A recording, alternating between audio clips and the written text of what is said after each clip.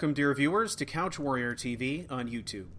I am the CouchWarrior, and you are watching Aranis Arcana, a Skyrim Let's Play. Welcome to Chapter 16, Part 2, Episode 98. When we left off, we had just journeyed back to Skyrim and all the way back to the Sleeping Giant. We're going to talk to Delphine.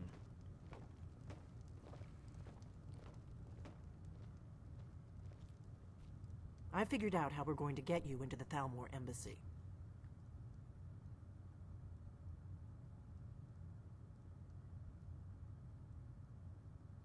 So that's your plan, huh?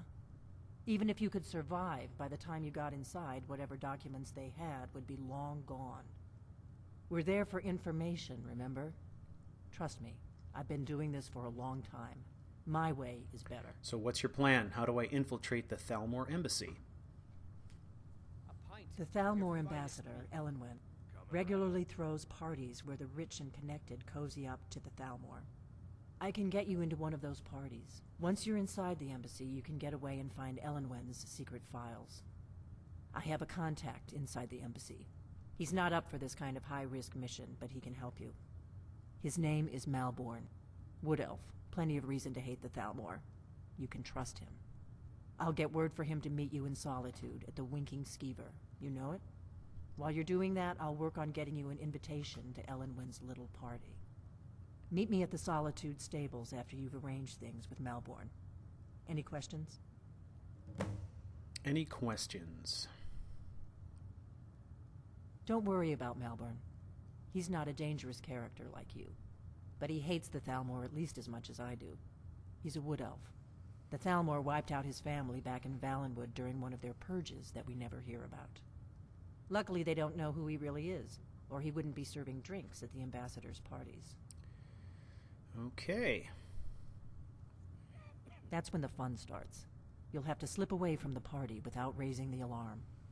Then you'll need to find Elenwen's office and search her files. Malborn should be able to point you in the right direction. All right, so I guess we see her in Solitude. Sounds good. Be careful. I'm always careful. Well, that settles it, ladies and gentlemen. We have our plan for infiltrating the Thalmor embassy, which is part of our plan. Now, the next stop for us is the vault.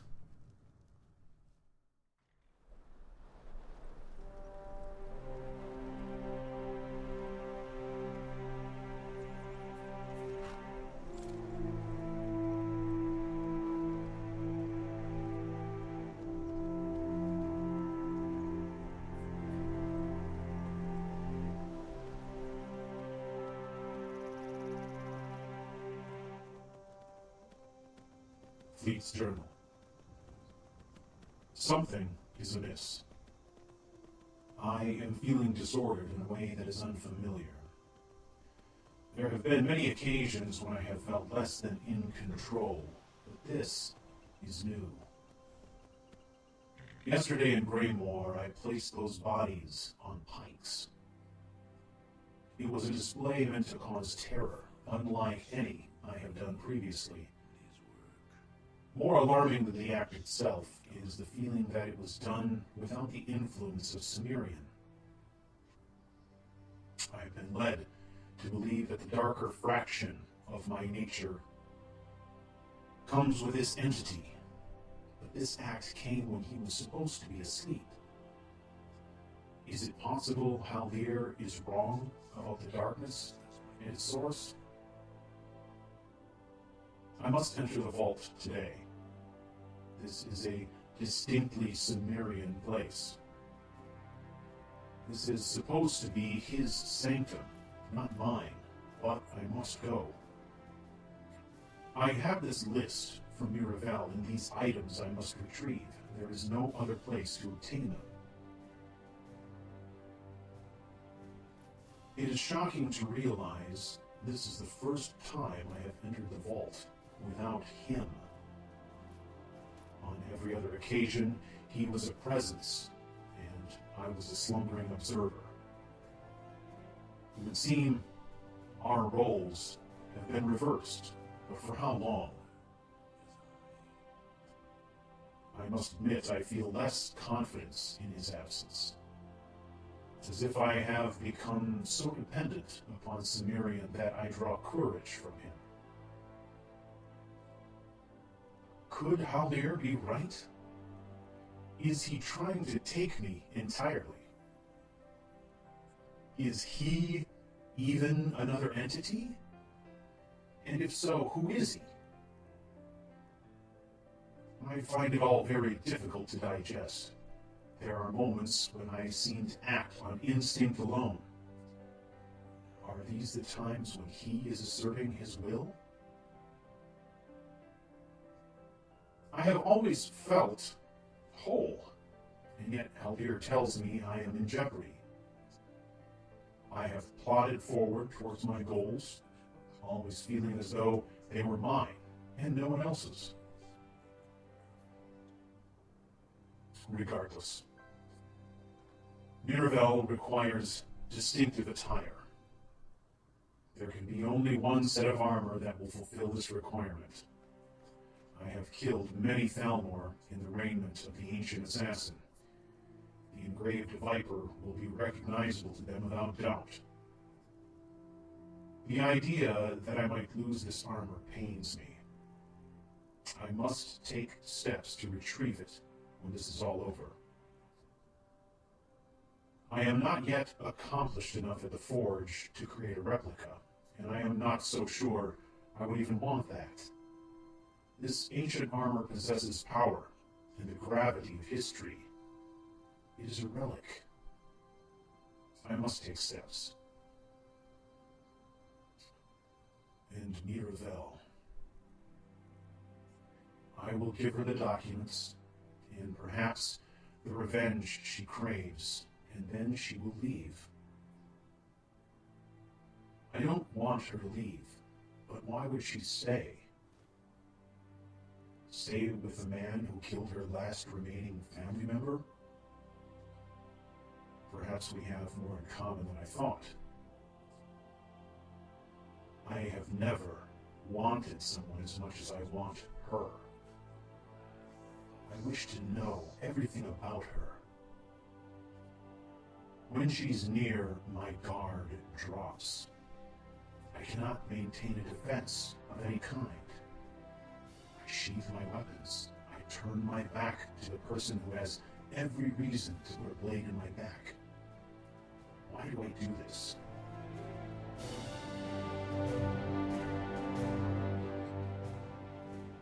I feel no mistrust of Miravel. When she is near, I do not care if I die, so long as it is her that kills me. What is wrong with me? I do not even trust Haldir in this way, and I have known him since I was a child. Is there nothing left to my life that makes any sense?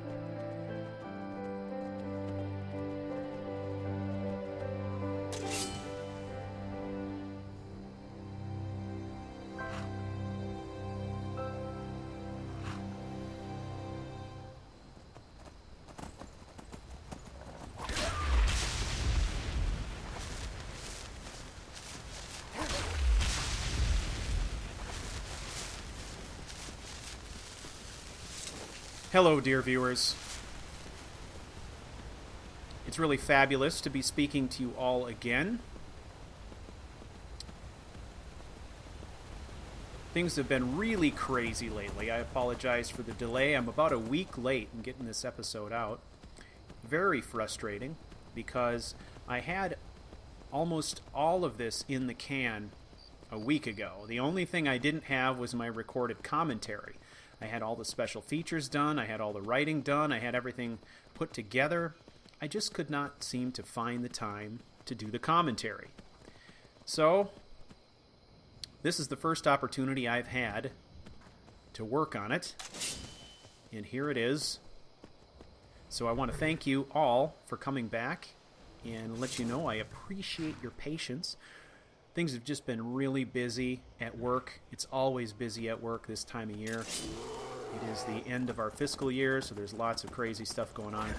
And for those of you who don't know, I do live in Minnesota, and we have been literally freezing our snowberries off out here in the Great White North. I have spent a lot of time trying to keep warm and get the snow out of my driveway and dealing with, 2-hour commutes to work and sub-zero temperatures and cars that won't start and all the lovely things that come with weather that is routinely 13 below on a good day. So there are several of you out there who are regular viewers of my Let's Play who also dwell in the great state of Minnesota. You all know what I'm talking about. And what actually stuns me is that we have days here that are 25 below zero, and yet north of us is an entire country, a little place called Canada, that can only be colder still. I just can't even imagine. So I just picked up a disease from a bear. Now we're going to have to deal with this.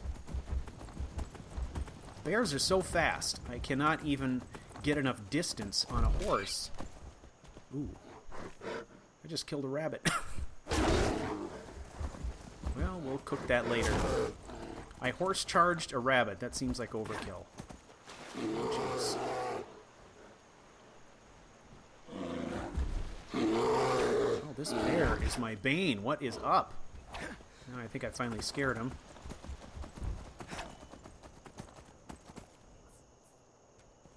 I'm not really sure why I give a crap at this point. I guess I'm just sort of pissed because he gave me a disease. That's what I get for fraternizing with the wildlife. So, in that last sequence, that was the first of 2 journal entries we are going to hear from Fleet in this episode. And there are a number of things that are worth discussing about that. We're starting to see some interesting things, some subtle things happen with Fleet. One is that he appears to be starting to accept this idea that perhaps he has 2 sides, that perhaps Cimmerian in some way is real. Now, obviously, he is exhibiting signs of being conflicted or having some confusion about what Cimmerian actually is, perhaps. However, he is acknowledging this individual. He is now no longer viewing Cimmerian as simply a title, but as another entity. He refers to Cimmerian as him. He refers to the vault as being a place for Cimmerian and not for him.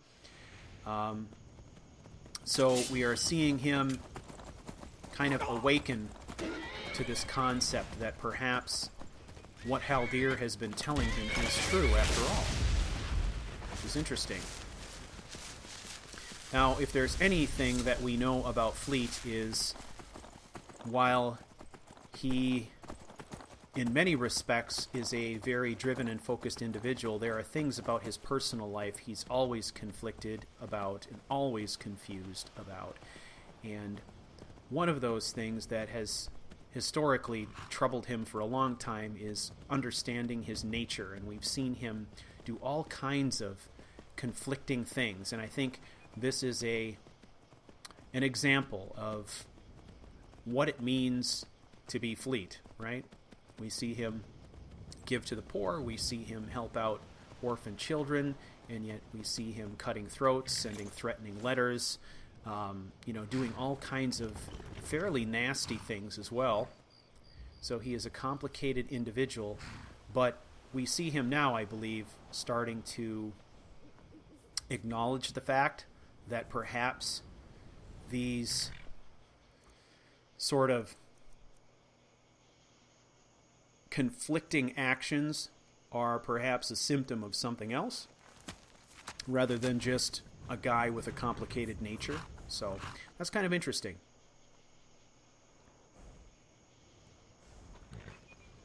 This is one of the first times we've seen him really kind of acknowledge that, okay, maybe there's more to this than just the fact that I'm a complicated person.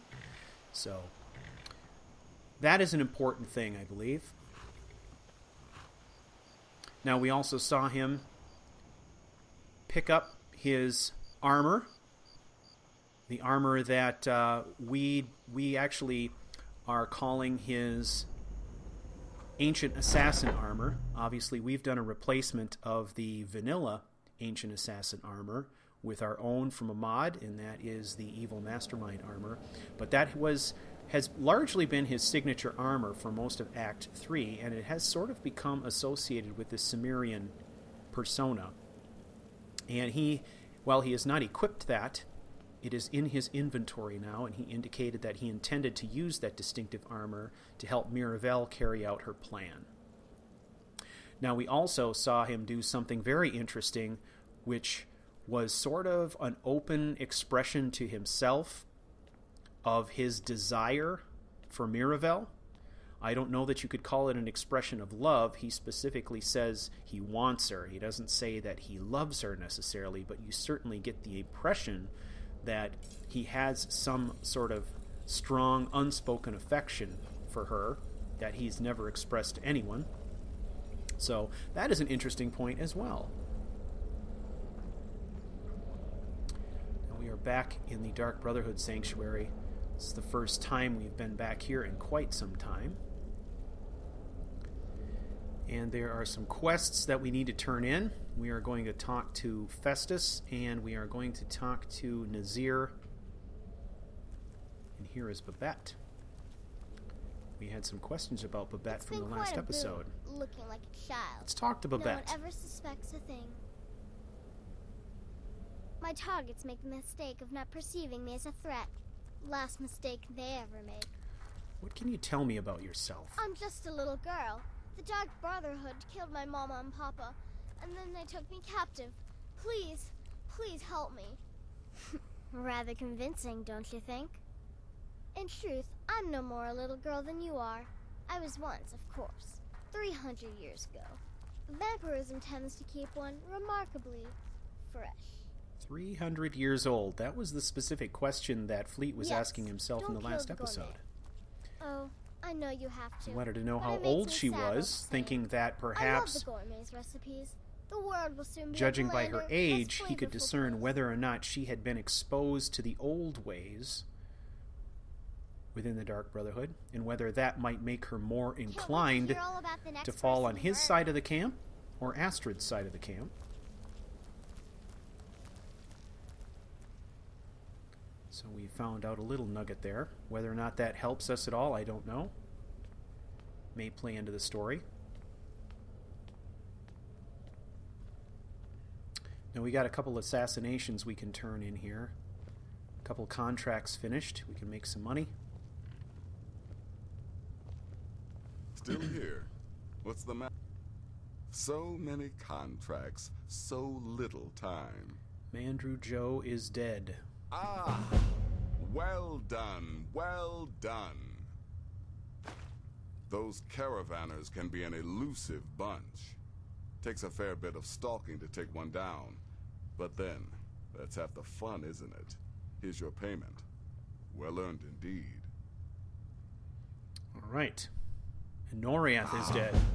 So the hunter came to know the fear of the hunted, Your payment, my friend. $750. Well, that's pretty good.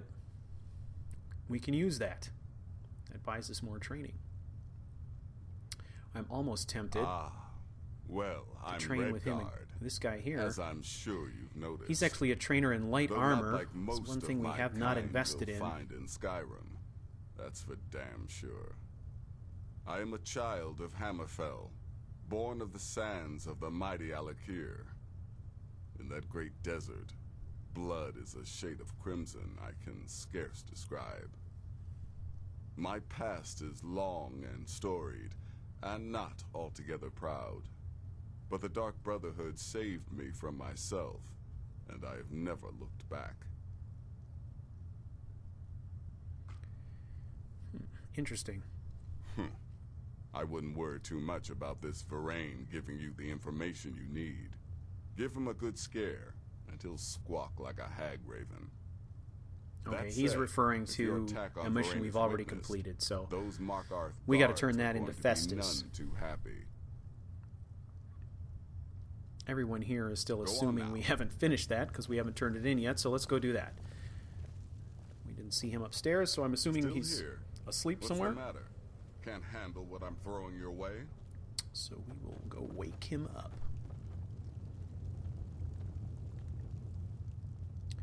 Fleet has not been here for a long time, and in the last episode we saw him express some worry So the about what's been going on prodigal here murderer since he's been returns. gone. And the gourmet? Dead. So I gathered.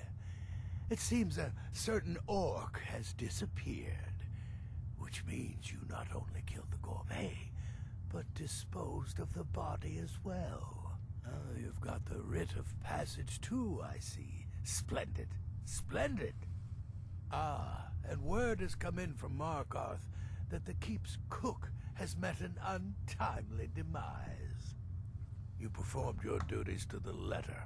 That's right. All right. Would you expect anything less from the listener? I was wrong tempted about to you. say that. I see that now. Maybe we all were. Here's your payment, and a little something else as well, from me. Consider it my way of apologizing for being so damn curmudgeonly. It's called the Night Weaver's Band. I wore this for years. I want you to have it now. It'll give your magic and sneakiness some much-needed oomph. Now, you'd better get a move on and see Astrid. It's time. Time for the final stage All right. of this grand So, and glorious operation. We need to go talk to Astrid next. That'll advance us to the next stage of our quest to kill the Emperor. The Dark Brotherhood Sanctuary is a place of very little comfort for Fleet. As you know, throughout our story, he has been at odds with Astrid. He has been feeling undermined. He's been in a situation where he's been at odds with her, so when he is away, he's always worried about what's going on here. When he's gone, feeling as if he's being sent away on purpose so that he can't influence anybody here. So being back here for him would be an extremely tense kind of thing. Tension between him and Astrid. That's the way we've been kind of playing So our it's story done. out. You've killed the gourmet, and now Titus Mead II is as good as dead. So it's done.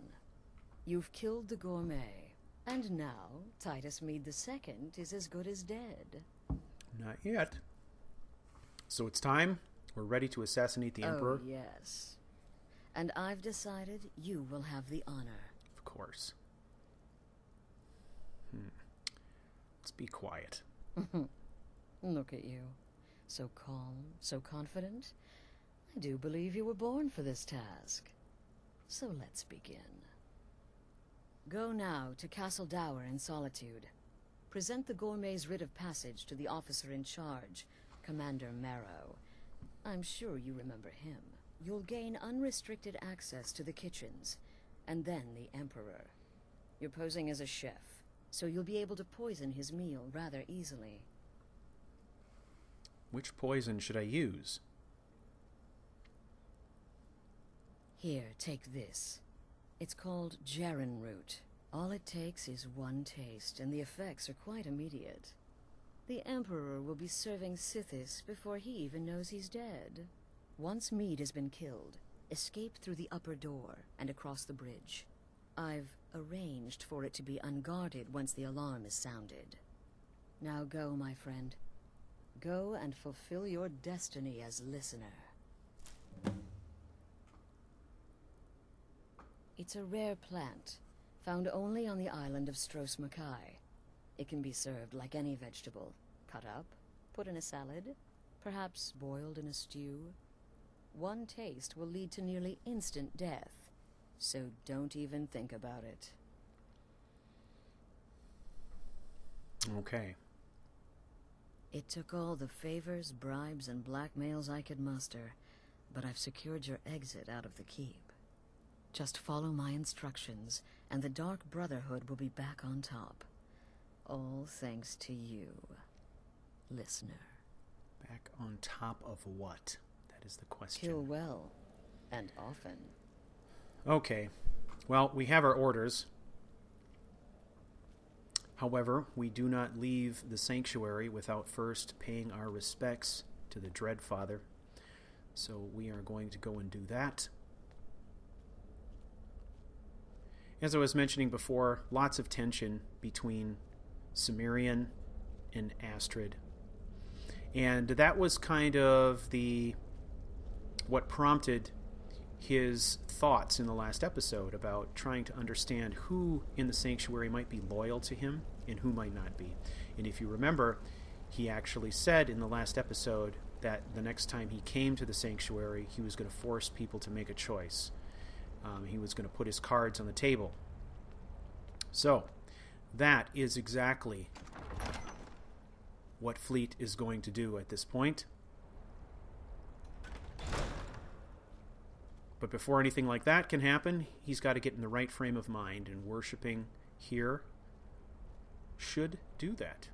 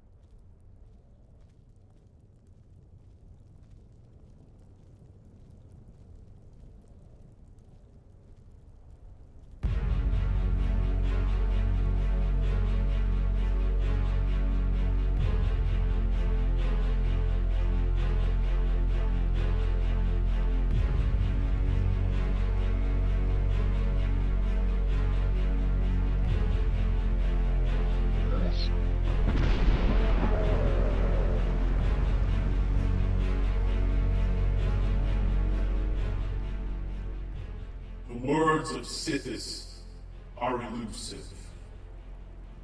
The disembodied voice of the Dread Father speaks to us in glyphs that are immaterial as phantoms on the very wind itself. The Dread Father is unfathomable and limitless, impossible for the mortal mind to comprehend. We are absurdly and pathetically ill-equipped to hear his words in their pure form. It is for this reason that the Dark One makes his will known through agents. Agents such as the Night Mother and the Listener. The Brotherhood was founded on the precept that its members did the bidding of CRU-h without question, without complaint. That ours was the undertaking, an undertaking steeped in spirituality and doctrine. Brothers and sisters, equal parts, killer and theologian.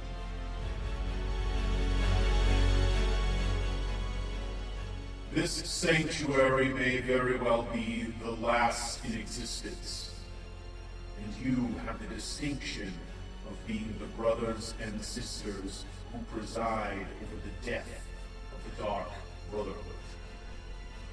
The ones who, when given the opportunity to deliver the Brotherhood from annihilation, chose instead to worship at the altars of glory and coin. You are no better than a bandit rabble who kill and rob the people of Skyrim for their valuables. You have been given to a false dogma, one with all the trappings of religion and none of the substance. You cannot substitute espionage and trickery for the words of CRU-h. Yours is a deplorable and empty calling. Killing Titus Mead will not deliver you from destruction if what you chase is prestige and payment.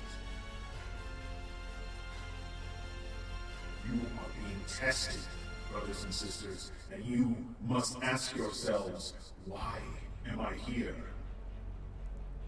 Who and what do I purport to represent? We are but the servants of CRU-h, and we do the Dread Father's bidding, no matter the price, no matter the hardship. We are the instruments of the Void, and as such, it is not our place to dictate terms, demand compensation, or question what is asked of us. The moment of choice has arrived for each and every one of you. You must search your souls and determine who you are and what you value. You sit here in your sacred hole in the ground and trading japes about kills of days gone by, while all around you the foundation of the Brotherhood burns. Sanctuaries fall one after another. Members die and rival guilds operate with impunity in our space. I advise each one of you to slash your own wrists and lie down in a pool of your own life's blood and die. It would be more dignified. I walk the tundra of Skyrim and beyond. I have seen the signs. I hear the words of the Dread Father, and I am passing judgment on all of you. This day I stand on the precipice of the dark chasm of faith. I will step into the void with no doubts, open to the guiding influence of CRU-h. I will watch the light go out in the Emperor's eyes and exalt the name of CRU-h. If I die, I will have given my life in the service of the Father. Whom do you serve? The Speaker and her clandestine networks of toadies and sycophants? Are you lining your purse with gold, or your soul with the divine blessings of the Dread Father?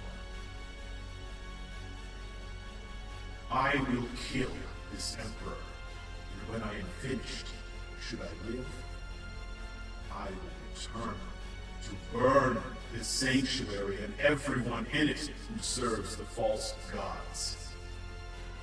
We are not killers. We are trained assassins. We do not take pleasure in killing, but in the artful execution of the will of Sithis. Consider your body of work for a moment and question your beliefs. Is your pride misplaced? I will not suffer murderers and sadists in our midst who would bring shame to our calling. Ours is a divine calling,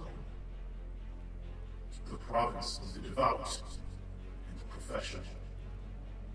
Should you search your soul and find your spiritual convictions wanting, the listener advises you to take up your blade and leave this place before it is too late.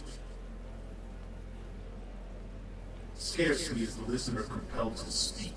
That is the charge of the speaker, but your speaker has been found wanting. Brothers and sisters, very soon the blood will flow. Do what you must to ensure you are on the right end of the dagger.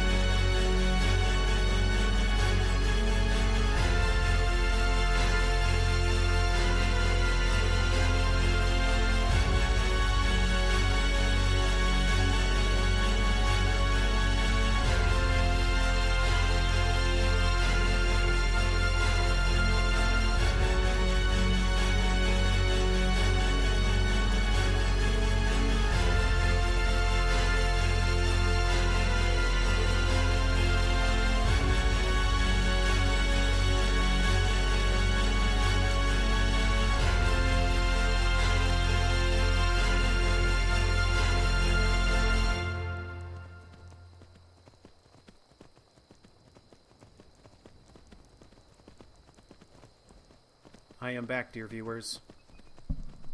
And we are back on the road. Going back from whence we came, actually. Heading back the same way that we came to the sanctuary. Seems like the most direct route. Our marching orders, of course, are that we have to go to Solitude. But we are going to go... Dragon. We're going to go by way of Whiterun. So... there are a few things that we can take care of in Whiterun. I wanted to do a little shopping. Boy, there is no end to the threats on this road. Well, we're not going to mess around too much.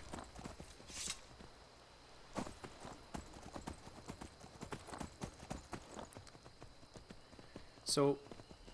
we need to go to Solitude, but there are some things we need to do along the way. This dragon is threatening. I can hear him. He's gonna make a meal of me here. Where is he?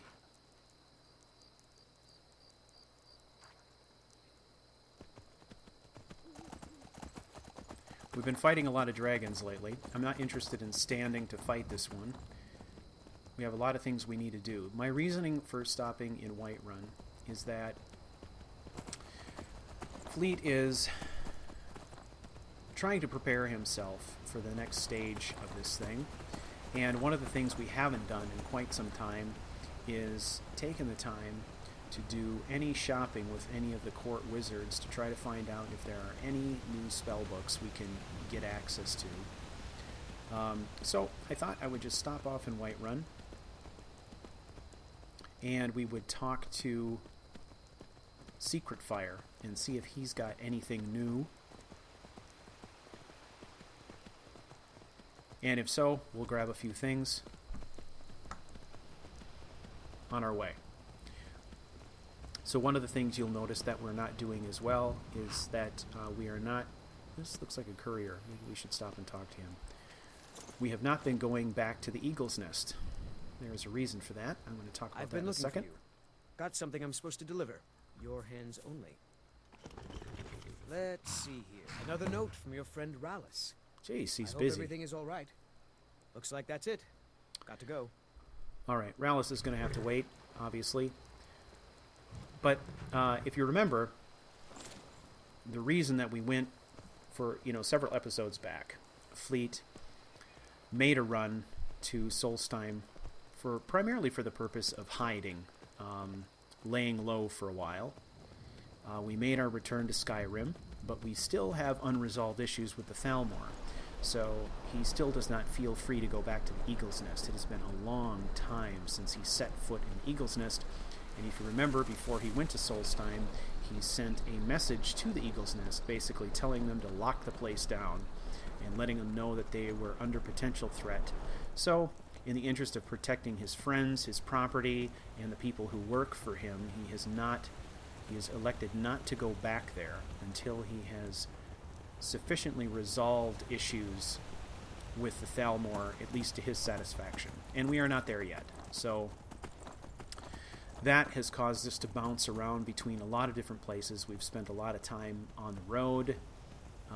We've been Fleet's been sort of a vagabond for many episodes now, not having a primary base of operations. So that is the reason for that. The vault is probably the closest thing we have to a headquarters. But as was evident in the first journal entry, Fleet does not always feel comfortable going in there. He feels like the vault is the abode of Cimmerian. He feels out of place there. So Fleet tends to spend a lot of time on the road. So let's check out Whiterun. Hopefully there will be something here that's new that we can use. I'm feeling the need to kind of freshen up our spell inventory just a bit. Now, one of the things I did during that first journal entry is, during that journal entry, I showed you a little bit of footage from inside the vault. I took an opportunity while inside the vault to try to discover as many new alchemy recipes as I could. There's our mysterious friend. One of these days we are going to have to stop and talk to him.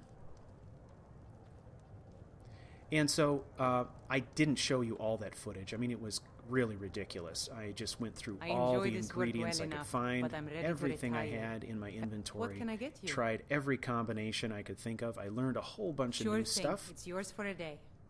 And acquired some new levels.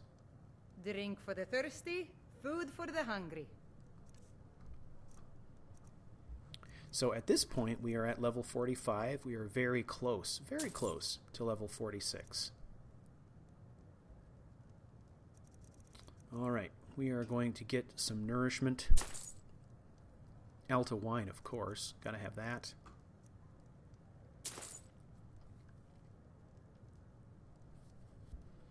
This character does enjoy the wine. Right this way. And we'll get a little rest. And then in the morning, we'll go and visit the wizard. And I think I'll probably stop off a couple other places. If you recall, I am currently suffering from a disease of some kind. Let me know if there's anything else you need. but I do not have the ingredients I would need to make my own cure disease potion, so we are going to go acquire one, but we're going to do that tomorrow. For now, we are exhausted. Fleet is going to be very exhausted. Long day.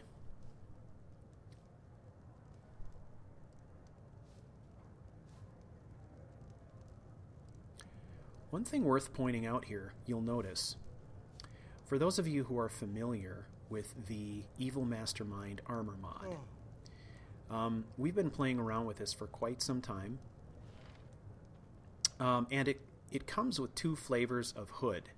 The default armor, the standard armor mod, comes with two flavors of hood. There's the hood and the hood and mask combination. I found a mod recently that allows me to separate the hood from the mask, which is super cool because it means that now I can wear the Evil Mastermind mask with anything I want to. So you'll notice I've switched out the default Evil Mastermind hood for a different hood. I'm using the Silencer hood along with that mask, and I can put that in any combination I want, which is actually really great. It's the sort of flexibility that I love to be able to have for, set my characters up exactly how I want them to be. I love that sort of flexibility. I like to have the option. Not that I didn't like the Evil Mastermind hood, but I certainly liked having the option. Now, the one thing I noticed is if you do use this mod, he has somehow set the mask only so that it takes up, I believe it is, the same slot that a circlet would. And interestingly enough, he did not make any changes in the Evil Mastermind hood. So once you install this mask, it becomes kind of an all-or-nothing thing. You can either wear the hood with no mask, or you can wear the mask. You don't have an option for having a mask and the Evil Mastermind hood anymore. So now, since I do have this mod installed, I have to wear other hoods with the mask. I don't have an option to go back to the Evil Mastermind hood. I don't know why that is. He must have just really hated the hood. I've opted to go this route just because I love the flexibility. So, all right. So we are interested in preserving our anonymity.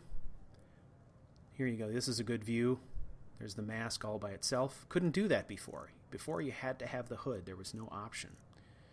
So, and we'll just put our own hood with it. And I think that looks pretty cool. The thing I do like about the Silencer hood is I like the way it drapes over the shoulder, and there's kind of the brooch there. It's just kind of a nice looking, the whole package is nice looking. And it doesn't look too bad with this armor. The security in Whiterun is terrible. Shameful is what it is. Now, one of the things that I think we might do here is, if you remember, we had a conversation with the Spirit Dragon. The Spirit Dragon of Valeria Vorchun. And during that conversation, something I can do for you? That conversation was really all about what it means to be the Dovahkiin, or the Dragonborn. And one of the things that we learned is that to represent the people, you have to understand the people. Are you sure? So Fleet would have taken that to heart, They and found he me? was going to use this I need your opportunity help, to learn please. more Come about with the me. people I need to speak that to you he has privately. been charged to represent or protect. So we will be Quickly, taking some come with time me. while we're in Whiterun to talk to some of the NPCs around town, and Fleet will do something that he hasn't been doing in the past, and that's getting to know people. He's always been such a solitary and kind of dark figure, and part of him coming out of his shell a bit is learning what other people's lives are like. And this is kind of him trying to understand what being So, you working Dragonborn with them? means. You So- think you can take me? You so much as touch me and you're going to lose fingers. So the Alakir know where I am? What did they offer you? Gold? How many more of them are coming? Tell me. I'm sorry. Just don't hurt me. Put I that know you're down not one of before them. you get You hurt. just can't help them. You can't let them know I'm here. Please, will you help me?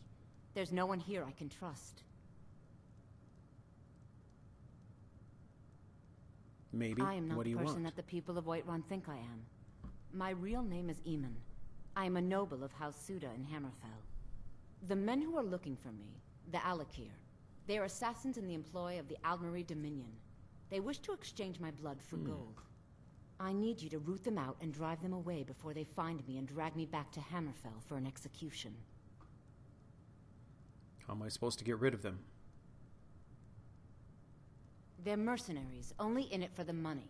They're led by a man named Kamatu. Get rid of him, and the rest will scatter. I don't dare show my face, lest they recognize me, so you'll have to find out where they are. Any suggestions how to find them? I heard one of them was just arrested trying to sneak into the city. If he's locked up in the jail, perhaps you can get it out of him. Please, I know I'm asking you to do something difficult, maybe even dangerous. I just don't know who else I can trust. Maybe dangerous. Okay. Well, she got her attention when she mentioned the Aldmeri Dominion. I don't know for sure. I spoke out against the Aldmeri Dominion publicly. I suspect that's why these men were hired to hunt me down. So that would have gotten our attention, but we don't really know anything about the truth of it. Find me the moment the Alakir are taken care of. But mercenaries in the employ of the Aldmeri Dominion would get our attention, so this is something that we'll definitely investigate later. See you later.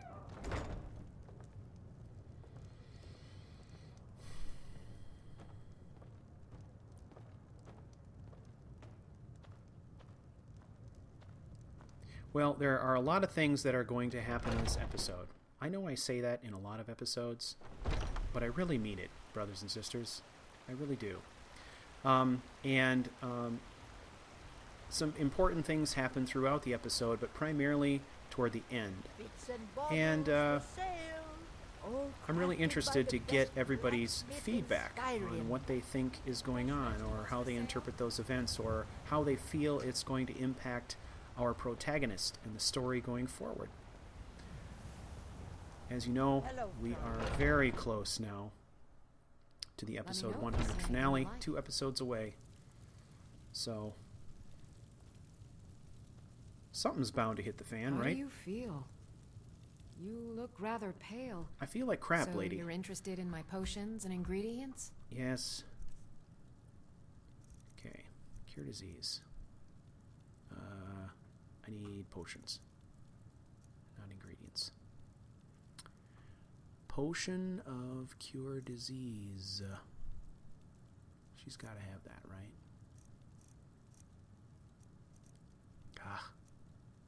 She doesn't have a recipe for it.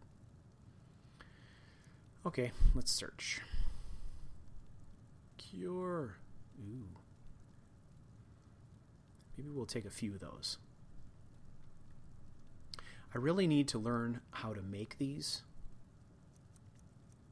but Fleet hasn't learned that recipe yet. I do know that one of the ingredients that I could use is mud crab chitin, whatever that's called. Mud crabs will provide me with one of the ingredients I need to make a cure disease potion. I know that for sure. But I don't know what else does, and I haven't figured that out yet. Alright, that is taken care of. Feeling better. No more bone breaker fever.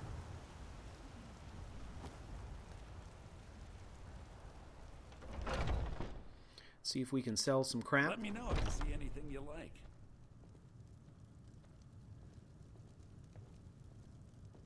Everything's for sale, my friend. Everything. Some may call this junk. Me, I call them treasures. Of course you do.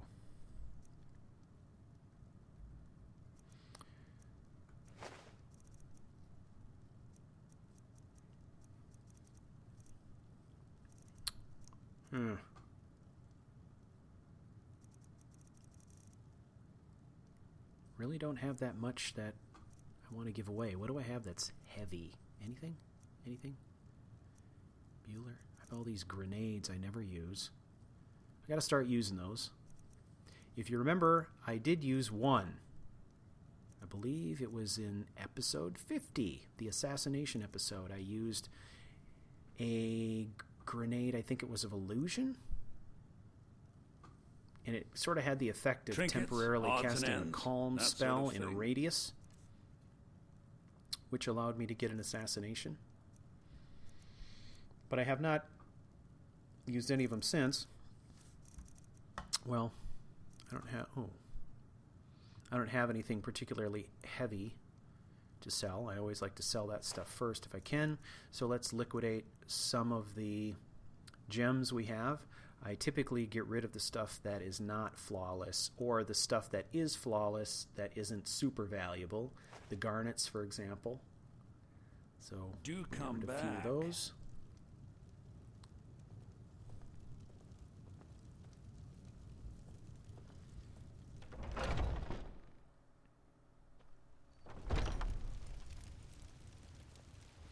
One of the questions you may be asking is, isn't technically Cimmerian still asleep? Yes, that is true. So why would Fleet be wearing this armor? Words I hear too often, but there's no shame in it. One of them dragons comes calling in Whiterun. In a role-playing sense, I just view it as he's in a situation right now where he is trying to set up his own death. So we're at a stage now where we want as many people as possible to see us in this armor, to identify us as Cimmerian, along with the Grey Man, so that we can sort of, I don't know, set up a body of witnesses or so forth, you know, to kind of set the stage for this death event to happen. We can scarce look at each other if we're without running coming around to in blows. disguise, we're kind of working at cross purposes. So he's going to They are be fairly saying bold about wearing it. dragons Now, have the other returned thing, to too, Skyrim. is that in the last two episodes, the last episode, he kind of gave a speech where he fired up some bandits. And in this one, he spoke to the other members of the Dark Brotherhood. And technically, he did that as Fleet, which is interesting in and of itself.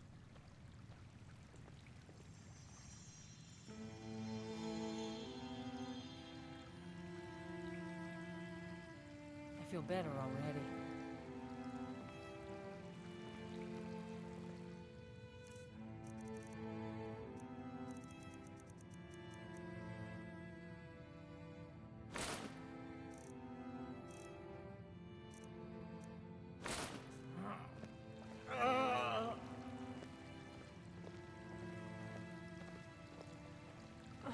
The fever. My body.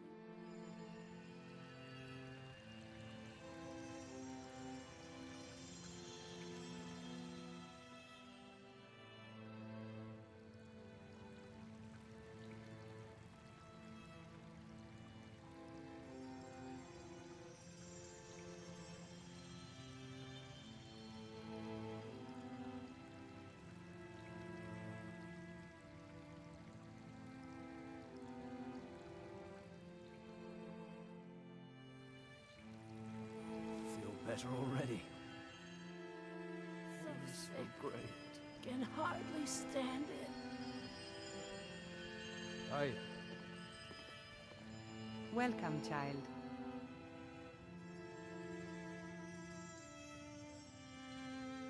The Gildergreen, yes. It's a bit of an eyesore at the moment. More of a problem for the pilgrims than for me, but not many of them around anymore. Why haven't the pilgrims been coming? A big dead tree isn't very inspiring if you're coming to worship the divine of wind and rains. Kinareth gives life, and we need a living tree to be her symbol. Is there any way to revive the tree? I've thought about that. Trees like this never really die, they only slumber. I think if we had some of the sap from the parent tree, we could wake up its child. But even if you could get to the Elder Gleam, you couldn't tap it. Not with any normal metal. What kind of weapon would Elder work? Gleam is older than metal, from a time before men or elves. To even affect it, you have to tap into the old magic. You'll have to deal with the Hag Ravens. I've heard about the weapon they've made for sacrificing Spriggans. It's called Nettlebane. The hags terrify me, or I would have gone after it myself. I'll get the Nettlebane for you. Your spirit is strong. Kinareth's winds will guide your path. It's held in a Hagraven nest called Orphan Rock. So, have you gotten Nettlebane back from those filthy hag ravens yet? Can hardly stand it. Indeed. The temple learn here in about the the city is priestess. my charge. The goddess's divine blessings have no doubt helped make Whiterun a thriving and prosperous city. After all, it is she who brings rain to our crops and fair weather on the harvest days. My body burns. Somewhat, yes. At first it seemed a distant thing, heard only in the idle speech of guards and traders. When the wounded soldiers began to return from battle, I did what I could to help them. As more of the sick and injured came to the temple, my work as a healer became more important than my duties as a priestess.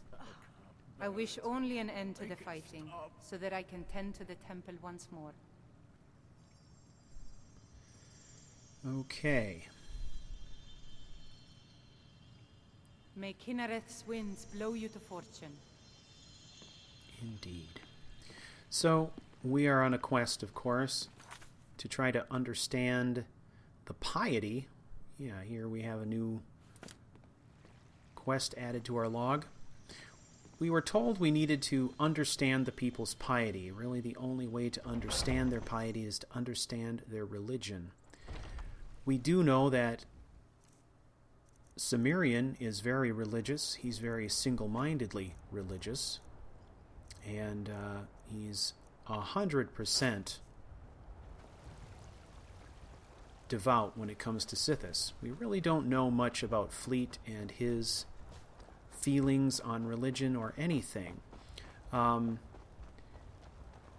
protagonist has always been Come to chat with an old a munge of these two conflicting personalities. But now we are slowly starting to see some kind of metamorphosis, and that was really triggered by Haldir. Or it was at least made more evident by Haldir. Alright, so what did we learn? Not a whole lot. We talked to a few townspeople. We learned a little bit about Kinnereth. We learned about the Gildegreen. Picked up a quest.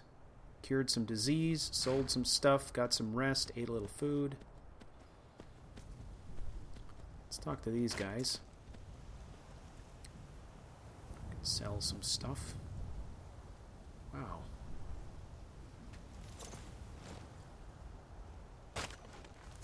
Some of our victims still lying here.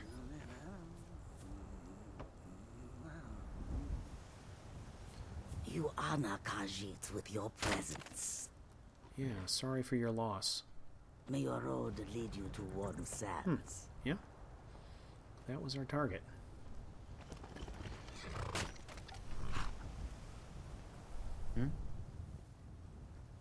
Let's see if Rizad... The Khajiit hail from a distant land called Elsewhere, bordered on the north by Cyrodiil, and the south by the glistening blue waters of the sea. Elsewhere is an arid land of deserts and rocky canyons, where the sun shines warmly, always. They're a city so ancient, the sands have swallowed them whole. But now I will say no more, for I miss my home greatly.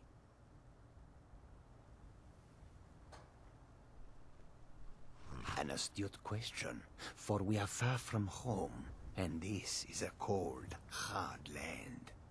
The wise trader finds the best opportunities, even if he must travel far to find them. Skyrim is a ripe opportunity indeed. The dragons and the war have scared many other traders away, but for those with courage, there is much profit to be made. I like this guy. I hope that you will come to do business with us again. Take a look. Yeah, let's take a look since we're here.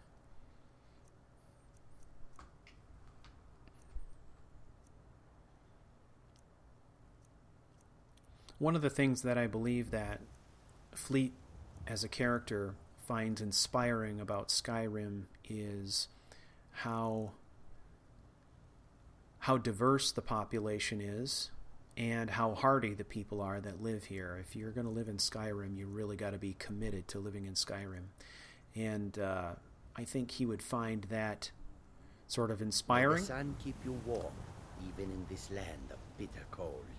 And I think in large part, it is part of what fuels his continued love and respect for Skyrim. Plus, it is the place, too, that gave him his freedom. So, well, technically, he escaped from prison. It was kind of running across the border and getting lost in Skyrim that gave him his freedom, set him free from the imperial prison that he was in, and all the things that he suffered while he was there. And we've only seen very, very brief glimpses of that in his journal entries and perhaps one or two flashbacks. But there will be more to come on that topic.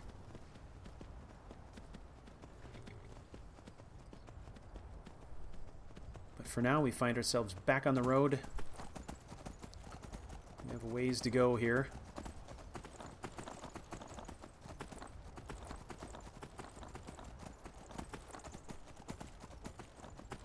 I want to thank you all for coming back for yet another episode of this Let's Play.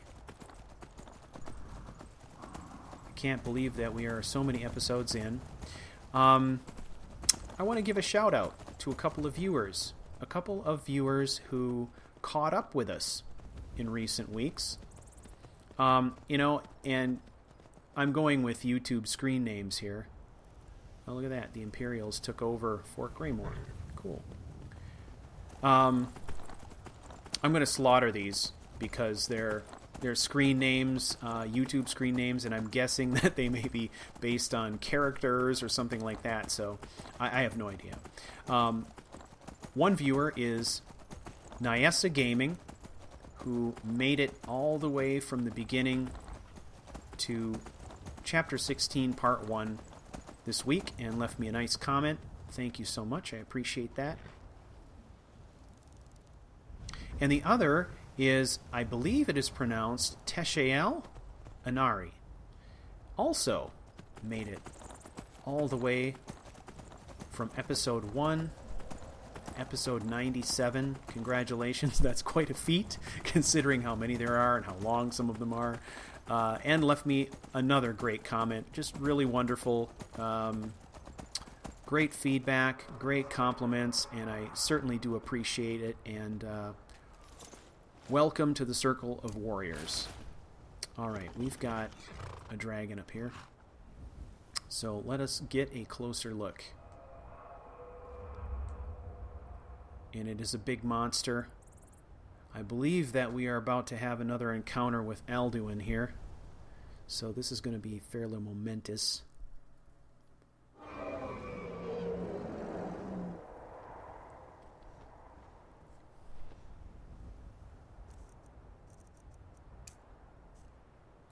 Alright, we're going to equip Unrelenting Force. That is sort of my go-to shout for dragon fighting. Sometimes that will buy me just enough time to get away or to break a breath attack. Yeah, that's Alduin. Look at that. He's getting ready to resurrect another dragon.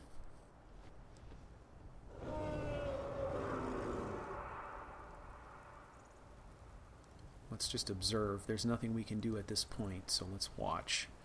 Let's learn as much as we can about Alduin. He is monstrous.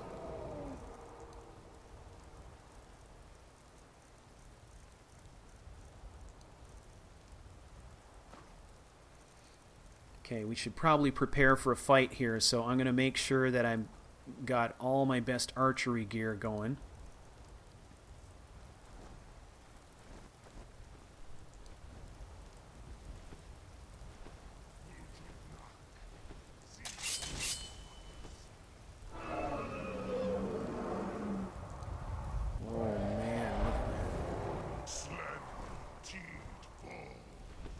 We're here now.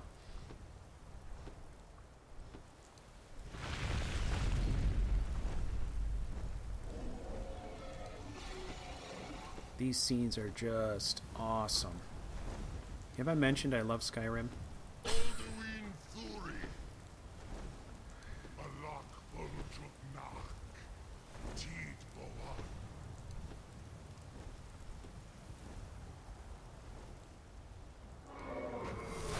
we better get a shot in right now. We have an opportunity here to hopefully land a surprise shot, so let's make it count. We are going to add some poison here. We're going to use slow. Slow is awesome. It's going to cut his speed by 50% when he dive bombs us, and also does a significant amount of poison damage. There we go. We got our shot in. Now you can see he's glowing red. He's been affected now by slow, which means that when he takes those flights right over our head, he's going to slow down enough that we may be able to hit him with arrows. Oh my god. Alright, so healing. Let's see. We're going to do regenerate and resist fire. And then last but not least, invisibility. Try to break the sight line. I don't know if that's going to work exactly, but it's worth a shot. The end of the last episode, I got spanked pretty hard. See how he slows down? There we go. We got a hit. I got spanked pretty hard by a fire dragon. That inspired me to make some potions when I was in the vault that would help me in these situations.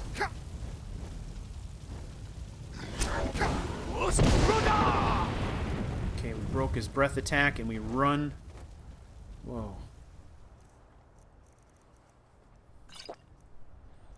Yeah, I'm going to burn a lot of potions in this encounter, I think. But that's okay. I've got kind of a formula I'm going with here.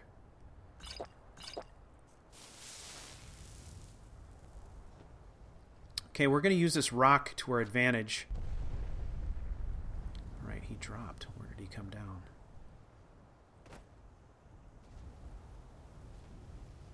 Where is he? I can hear him. Oh, there he is. Look at, he's still under the spell effect.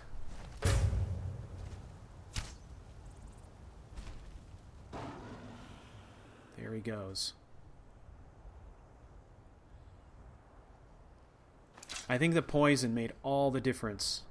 We were able to get 3 shots in on him while he was in flight. I know at least one of those was critical. Plus our first hit on him was critical and our last hit on him was critical. So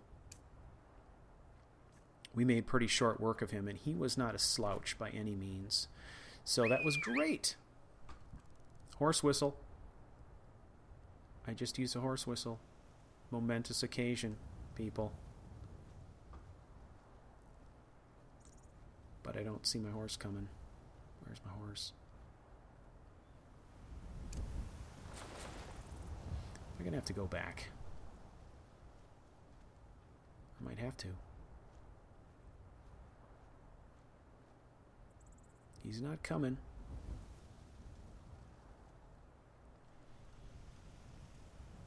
Come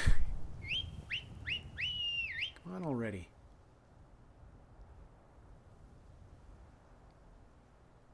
Oh, for crying out loud. I guess we got to go back. Now, since I'm given shout-outs, I'm also going to give a shout-out to one of my favorite Let's Players, Jessa, the Jessa channel. She does Skyrim and a whole bunch of other stuff. You probably heard me talk about her on numerous occasions. But she's always very nice to me, and she gives me shout-outs, and a lot of people who find me through her site. So I just wanted to take an opportunity to say thank you, Jessa. You are the bomb. And then also Mr. Gosgoyle. Mr. Gosgoyle hasn't made videos in a little while. He's been taking a break, but I get a lot of viewers from him also, and I had a viewer just this week acknowledge that fact. And so I just want to say thanks, Mr. Gosgoyle. I don't know if you're watching, but if you are, thank you very much. I really appreciate it, and I look forward to seeing more of your videos, hopefully. Fingers crossed.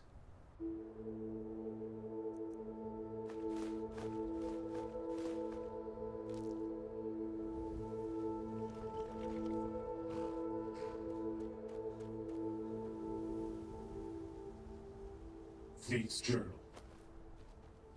Again, I encounter the monstrous dragon the Greybeards call Alduin.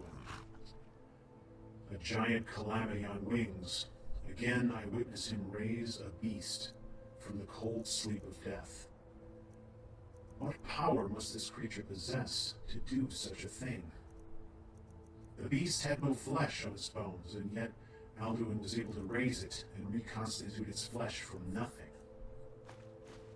I've become adept at fighting the dragons of the cold, but these fire beasts are malignant brutes, and yet beautiful in their savage way. I fight for my life with these creatures, but most always feel regret in their passing. It is apparent I will need to take steps very soon to protect myself from these attacks. My objectives are pressing, and I haven't the time for distraction now. The things I said back in the sanctuary were a surprise, even to me. It would seem I have a gift for oratory, but perhaps not wisdom. With those words, I have given every member of the most deadly organization on Nirn every reason to slit my throat. And yet, I had to do it. I had to provoke them into action, and provoke them I have. Those who do not believe as I do will reveal their colors soon enough as they creep from the shadows to eliminate me. I'm trusting in my ability and my plan to keep me alive. It is a considerable risk, but it had to be done. The Brotherhood has reached a turning point, and the time has come to see what this organization is to be. I intend to cull out the unbelievers or die trying. Rorikstad, a small farming community isolated on the tundra. A collection of a few meager buildings surrounded by nothing and less, and yet, this is where my mother died at the hands of him. I'm overcome by a feeling of curiosity and a sense that it is my duty as her son to find her resting place and pay her tribute. My beloved mother. I struck up a conversation over wine with an old man in the tavern. He was well in his cups when he told me of the place, but I'm confident in his direction. He has lived here for years and was able to recall the events of that day. Upon her final resting place was erected a shrine to Akatosh. It lies atop the bluffs overlooking the road. I've passed the shrine many times and never known it was there, within mere feet of Mother. My father, Ralki, manages the inn. Tomorrow I will climb the bluffs and find the shrine. Valeria, I am coming.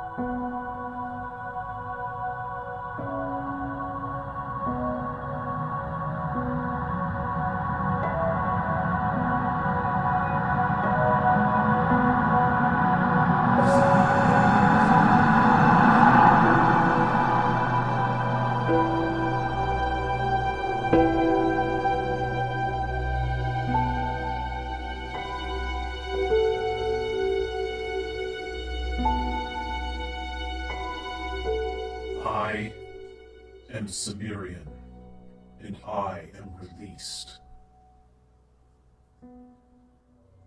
I am the sun that is darkness, the unfeeling thinker, and the immovable, the implacable. I am the blade in the night, and one half of the twisted whole.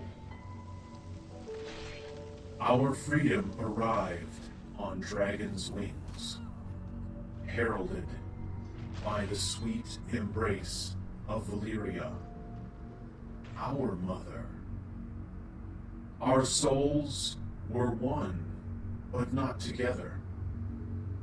Apart, but not unfamiliar. Complex, but comfortable. Conflicted, and asleep beneath a blanket of harmony that was but a lie. I was asleep on the night of the embrace, asleep and dreaming of the glory of the Dread Father's will and my place in his kingdom. I had been asleep for some time, catatonic and oblivious to the concerns of the world. The womb of darkness I occupied was prepared for me by the Old One, Haldir, and the sleeping tree sap was my mother's milk.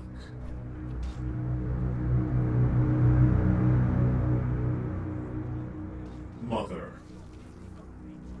She came at a moment of restfulness and peace. My brother's sweet slumber the bridge to his mind, and I the observer. Witness to the occasion as one might witness the tranquil death of a loved one who has suffered too long. The moment of release was not a moment of sadness, but of melancholy.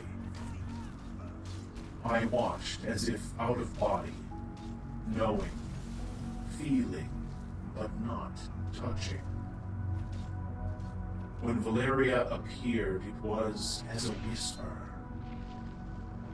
a light and loving touch on our brow, and our eyes opened to the quiet place. Her eyes were filled with affection that was alien to us. Her children, the Cimmerian and the Empyrean.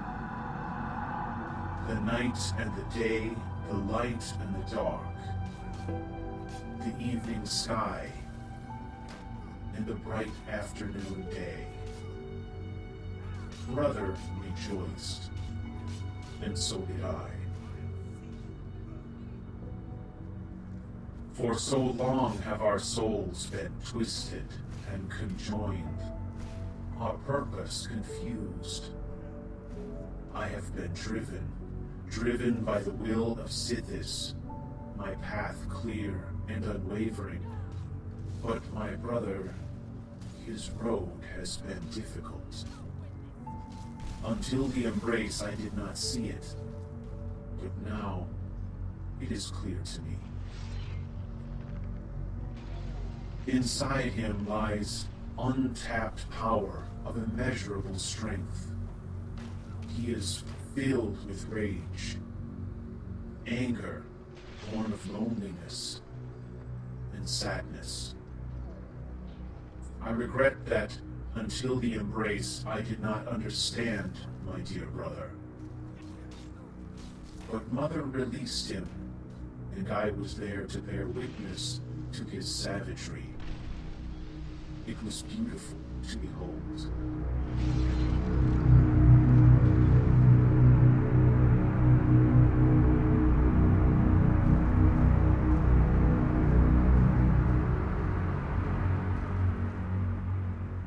Long have I seen him as the enemy, and surely he views me as a usurper. I confess that my eyes have been clouded by zeal. I toyed with his life and made a mockery of the spirit he had left, as all the while he clung to the threads of his memories as a drowning man might clutch the mast of his sinking ship. Would that I had offered him my hand, rather than poisoned words and manipulation. How might things have been different?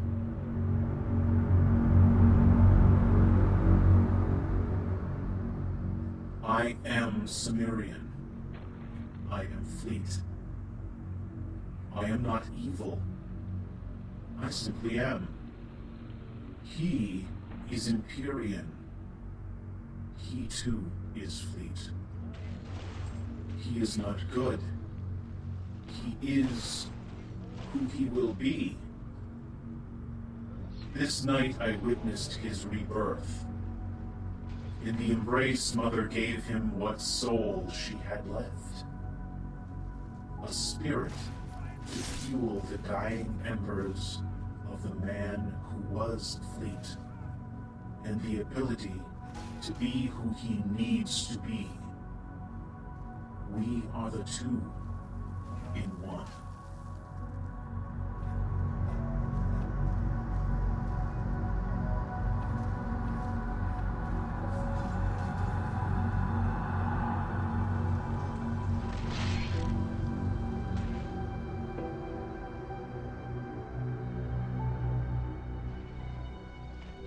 He is Empyrean, and he is whole.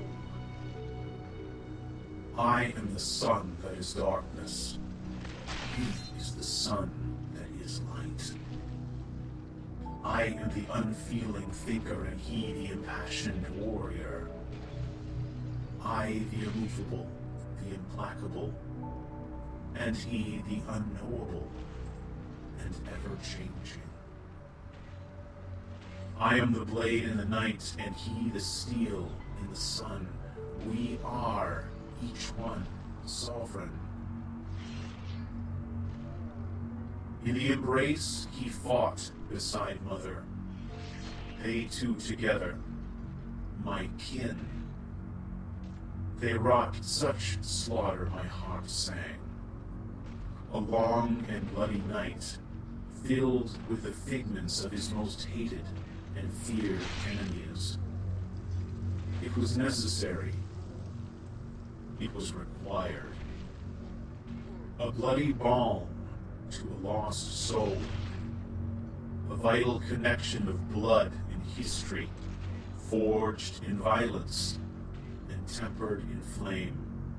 Mother has given her own soul, all she had left, so that we might forge a new existence, a new way of living. Brother will hate me, but I must help him. I must help him come into the world. He will be lost, but I will help him to forge a new identity. Ours will be a relationship complicated by intimacy. Even now, I sense the unending negotiation that our life will be. How may the two share one body? The embrace has left us divided as never before. No longer may I hear his inner thoughts. He is closed to me, and I to him. No longer may I assume control of him, nor he of I. He is distant, and between us hangs a velvet curtain of memory and emotion that cannot be penetrated.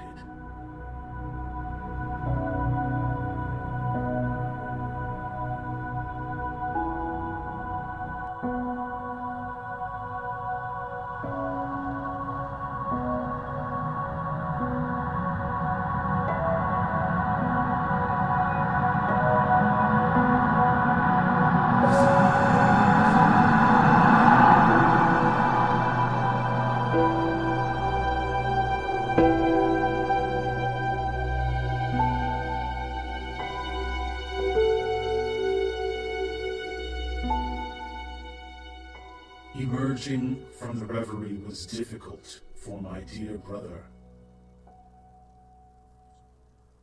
I knew that never again would I look upon the delicate face of Valeria, and brother knew it as well. His grief poured out in a furious torrent, and he unleashed it on our Thalmor pursuers, cutting them down as saplings before the woodsman's axe.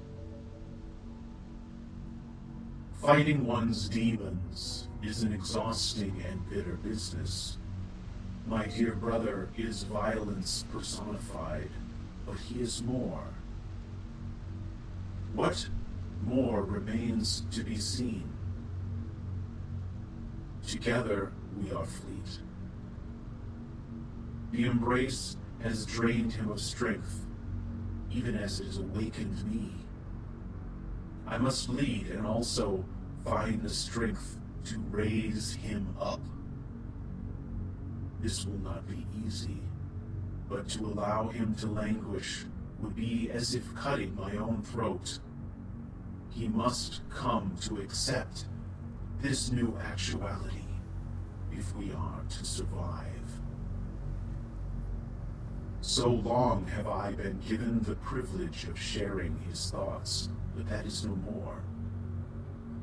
Now I too must cut my own path, but I am poisoned by doubt. What will we do?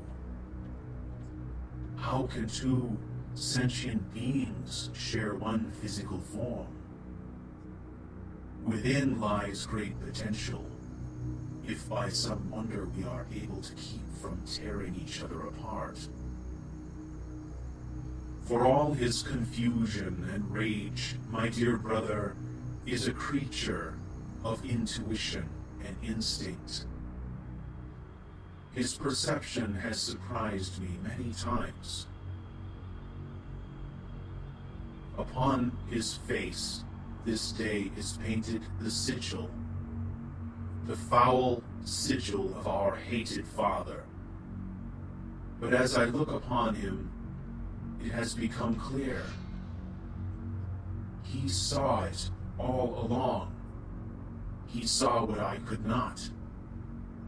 It was the Empyrean serpent.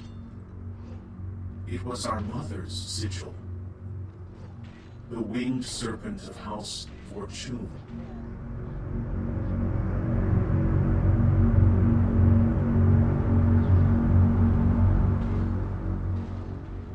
I need him. I need his energy, his insight. For years I have possessed the gift of long sight. Cimmerian the priest, the listener, seer of visions, bloody ambassador of the Dreadfather. Even so, I did not see what was right before me. Without Fleet, I will not survive.